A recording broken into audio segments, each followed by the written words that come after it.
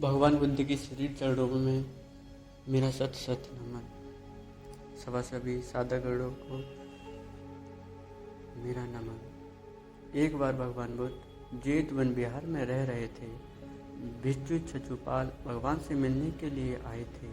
उनके आगमन के साथ उनकी दिनचर्या, व्यवहार और गुणों की चर्चा भी हुई। भिक्षु छछुपाल अंधे थे।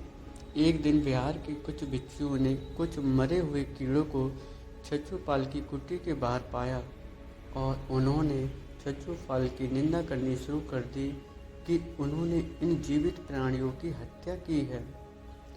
भगवान बुद्ध ने निंदा कर रहे उन भिक्षुओं को बुलाया और पूछा कि क्या तुमने भिक्षु को कीड़ा मारते हुए देखा है? उन्होंने उत्तर दिया, नहीं।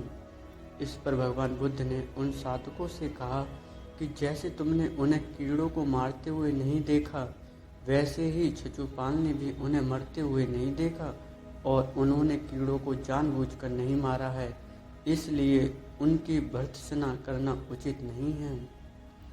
भिक्षुओं ने इसके बाद पूछा कि छछुपाल अंधे क्यों हैं? उन्होंने इस जन्म में अथवा पिछले जन्म में क्या पाप किया?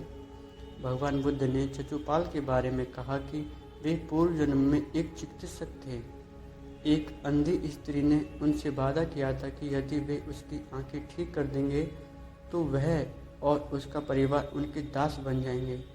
स्त्री की आंखें ठीक हो गईं, पर उसने दासी बनने की वजह से यह मानने से इनकार कर दिया।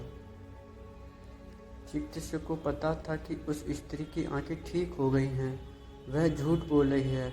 उसे सबक सिखाने के लिए या बदला लेने के लिए छछुपाल ने दूसरी दवा दी। उस दवा से महिला फिर अंधी हो गई। वह कितना ही रोई पीटी, लेकिन छछुपाल जरा भी नहीं पसीजा। इस पाप के फलस्वरूप अगले जन्म में चिकित्सक को अंधा बनना पड़ा।